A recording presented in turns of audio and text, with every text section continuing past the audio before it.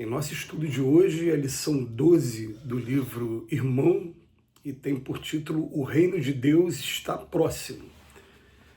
Muitas vezes disse-nos o Senhor, o reino de Deus está próximo. E até hoje milhares de criaturas aguardam a vinda através de espetaculosos eventos exteriores. Muitos esperam-no por intermédio de cataclismos inomináveis e mentalizam telas fantasmagóricas incompatíveis com a divina misericórdia que nos preside os destinos, trovões ribombando no firmamento, maremotos e terremotos, raios destruidores a se derramarem do céu, multidões amotinadas promovendo devastações e ruínas, fluidos comburentes na atmosfera transformando-a em fogo devorador, bombas fulminantes aniquilando nações inteiras, e contam quase sempre com um absurdo e com um fantástico para que se sintam no portal da grande transformação. Sem dúvida que semelhantes flagelos podem sobrevir a qualquer momento na experiência das criaturas no campo da natureza. Contudo, longe de significar o reino divino apenas, revelam imperativos de nova luta e com um serviço mais áspero para quantos se enfileiram nos quadros evolutivos da humanidade. O reino de Deus está próximo, sim, mas antes de tudo em nossa capacidade de construí-lo por dentro de nós, através do céu que possamos oferecer à alma do próximo.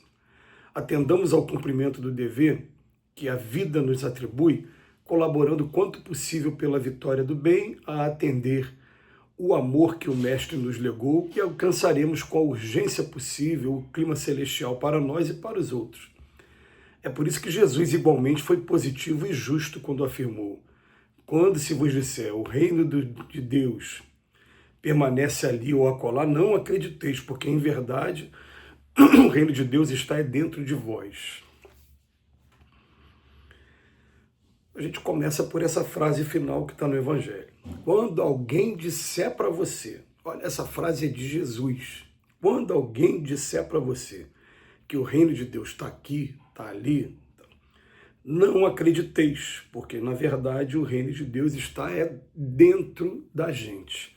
Vamos procurar analisar essa assertiva aqui, que veio daquele que é nada mais, nada menos que o nosso Salvador, que o nosso guia, modelo, é o nosso Senhor Jesus. O que ele vem dizer com que o reino de Deus não está aqui ou ali? Não é através de sinais exteriores que a gente vai encontrar o reino de Deus. O reino de Deus não está dentro de uma igreja, não está dentro de um centro espírita, não está dentro de uma religião, de uma instituição religiosa. Ela vai estar dentro do coração de cada um e da mente de cada um que conseguiu abraçar os seus princípios e conseguiu praticar os seus princípios. Então, fala para a gente, nem todos os que dizem Senhor, Senhor entrarão no reino dos céus, somente aqueles que praticam a minha lei. E a gente fica, às vezes, meditando em quantas vezes estivemos dentro das instituições religiosas gritando Senhor, Senhor. Estamos praticando? Ou estamos naquele momento só gritando Senhor, Senhor para que Ele satisfaça algum dos caprichos mais imediatos que a gente está querendo? É pagar aquela despesa? É melhorar de vida? É a cura, o alívio de uma enfermidade qualquer? Aí por isso que a gente está ali gritando Senhor, Senhor. E diz para a gente, para entrar no reino de Deus, tem que estar praticando a lei que Ele trouxe para a gente. Que lei é essa? Às vezes a gente fala, é repetitivo até na mesma maneira, né, de trazer um roteiro, mas esse roteiro pode até desanimar no primeiro momento, porque ele é desafiador. Mas o roteiro é aprender a amar o inimigo. O roteiro é ser uma pessoa misericordiosa, aprender a perdoar não 7 vezes, mas 70 vezes 7. É ser uma pessoa mansa e pacífica, é ser uma pessoa humilde ou pobre de espírito. Se baterem numa face da outra, pediu a capa da túnica, pediu para caminhar 1000 passos, exigiu que você caminhe 1000 passos, caminha 2000 logo. Esse é o roteiro que Jesus está passando para a gente. Carrega tua cruz e segue-me. Em momento algum, abandone tua cruz, não. O que é a tua cruz? Tua cruz é a tua responsabilidade com a família, com seu trabalho profissional, suas responsabilidades sociais também.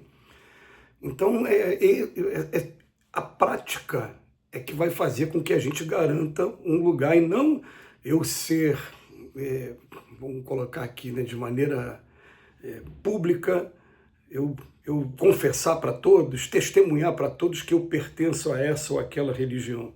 Isso não vai fazer diferença. O que vai fazer diferença é o que a gente traz realmente de amor dentro da gente. Agora, muitas pessoas pensam, né, que o dia que vier o reino de Deus seria por sinais exteriores, e o que o Emmanuel fala aqui, pasmem, é verdade mesmo. Muitas pessoas aguardam um dia em que trovões, efeitos físicos aconteceriam e de repente alguém desceria do céu como se fosse um todo soberano, igual esses reis ou esses guerreiros que ganharam as guerras aqui na Terra, mostrando, olha, vocês são muito maus, mas o reino agora é meu, eu que vou dominar. As pessoas fantasiam dessa maneira.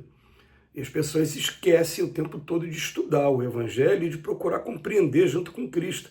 Na verdade, o reino de Deus está dentro de mim, por quê? O dia que eu me propuser realmente, a todo santo dia, estar estudando o Evangelho para poder me autoconhecer e saber aonde eu estou desafinado com o Evangelho, e procurar trabalhar aquilo ali, entendendo que não é uma coisa fácil. Por isso que a gente está aqui em um mundo como esse ainda, porque eu falo aqui e daqui a pouco eu saio, acontece alguma coisa comigo e eu descubro que eu ainda não sou manso e pacífico, eu descubro que eu ainda não consigo amar o inimigo, eu descubro que eu ainda não consigo perdoar.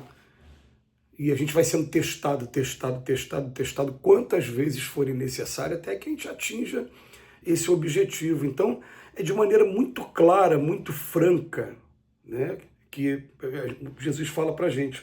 Não acrediteis quando alguém vos disser que o reino de Deus está aqui, está acolá. Não está. Na verdade, ele está dentro de vocês. Como assim? Agora vamos fazer uma leitura do dentro de vocês. Deixa de lado esses fenômenos aí, né, físico, como se fosse um soberano vindo para a Terra para mostrar quem manda. Com natureza muito humana ainda, né?